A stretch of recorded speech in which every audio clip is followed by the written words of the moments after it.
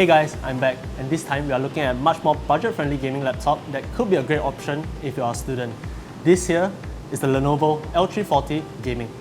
The first thing that may stand out to you or may not is the design. It features a pretty much minimalistic kind of design that wouldn't stand out and doesn't shout gamerish. The lid features a brushed aluminum surface that is also present on the keyboard deck, but the rest of the laptop is made of hard plastic.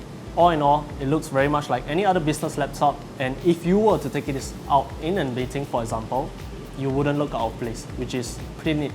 For the display, we are looking at a 15.6-inch 1080p IPS display that has a matte finish. The IPS displays covers just 70% of sRGB and just 50% of Adobe RGB. If you're looking at this laptop for creative work, look elsewhere. The colors will definitely throw you off. For gaming and general usage, however, this display is good enough, and I'm pretty sure you'll be happy with it.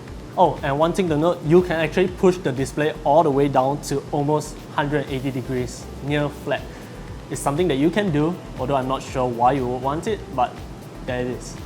You get a 720p webcam that comes with a privacy filter, so that's a pretty nice touch. For now, let's move on to the keyboard. For a 15.6-inch device, you come with a full-size keyboard that has the numpad right beside. The typing experience is pretty great, as you will expect out of Lenovo laptops. If you are someone from the ThinkPad series, you will pretty much like it and you will feel right at home with the L340. Keystrokes are fast and accurate, and you do get a blue backlit, so all in all, it is a nice experience to type on. The trackpad, however, is a different story. Right out of the box, this runs Synaptics drivers. It gets the job done, but it is really lacking. So I took it upon myself and I installed Windows Precision drivers. With that installed, the trackpad is much better. Accuracy is far higher, and I can actually use my thumb to navigate the trackpad while typing on the keyboard, and you also get support for all the Windows gestures. So if you are buying this laptop, I highly suggest that you install Windows Precision drivers on the trackpad. It'll make the experience with it that much better. In terms of I/O, you actually get a pretty healthy amount. All the ports are located on the left side of the laptop. From left to right, you get the power jack, RJ45 Ethernet, HDMI 2.0, two USB 3.1, a headphone mic combo, and a USB-C port. Unfortunately, the USB-C port doesn't support Thunderbolt 3. The Lenovo L340 Gaming is available in a variety of configurations, but our model right here is equipped with an Intel Core i7-9750H and GTX 1650, 32 gigs of RAM, and a 512 gig NVMe SSD. This time around, we aren't going to touch synthetic benchmarks. After all, synthetic benchmarks are just synthetic benchmarks. They don't reflect real-world performance. So let's talk about what this guy is meant for, and that's gaming. For eSports titles like CSGO, you can comfortably play at 1080p max settings with frame rates well over 100. In PUBG, 1080p Ultra will net you around 52 frames per second, while dropping down to high settings will provide a more solid 63 frames per second. AAA titles like Final Fantasy 15 at 1080p high settings will get you 45 frames per second, or play at the average settings will bring that up to 53 frames per second. Unfortunately, I do not have Shadow of the Tomb Raider just yet, so here's Rise of the Tomb Raider. At 1080p high settings, you get 60 frames per second, or drop that down to medium settings and you get 71 frames per second.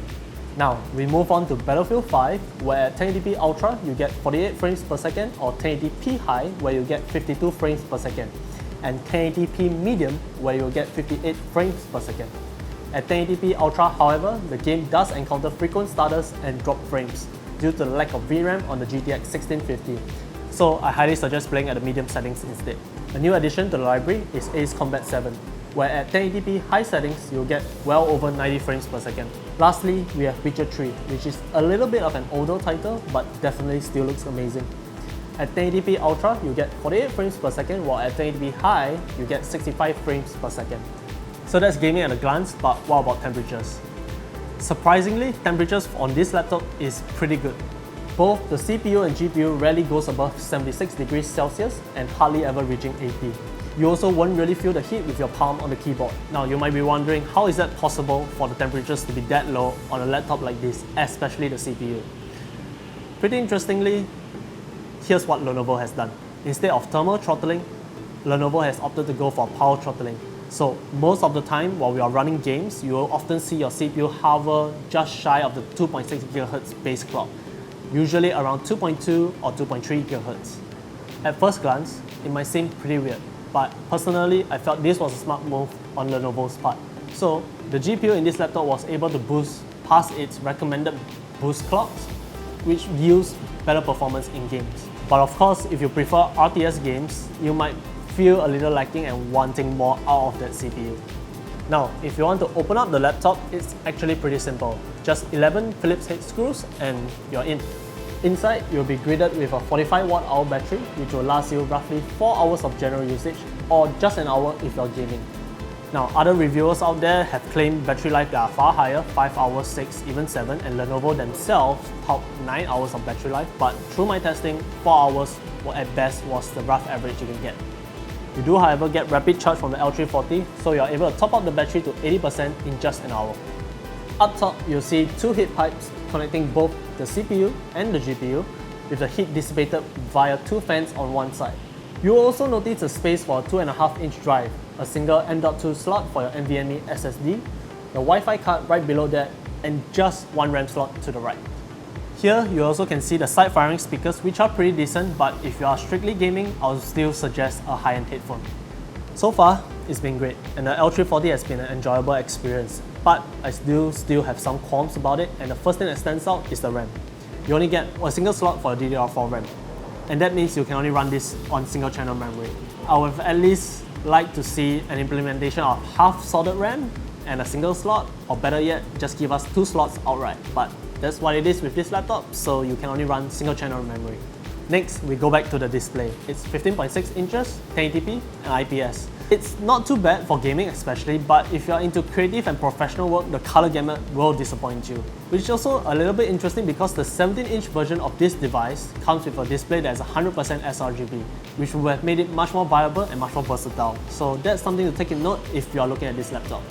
An option for a high refresh rate would also be nice, especially if you're into just eSports gaming, which will net you well over 100 frames per second even on the GTX 1650, but it's alright, I understand why it's not included on the L340.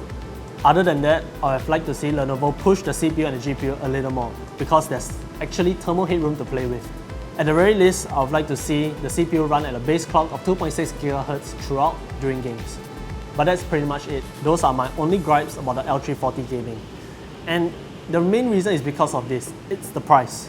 At the time of this review, our configuration comes in at 1,639 Sing dollars, and I believe that's pretty affordable for most people out there.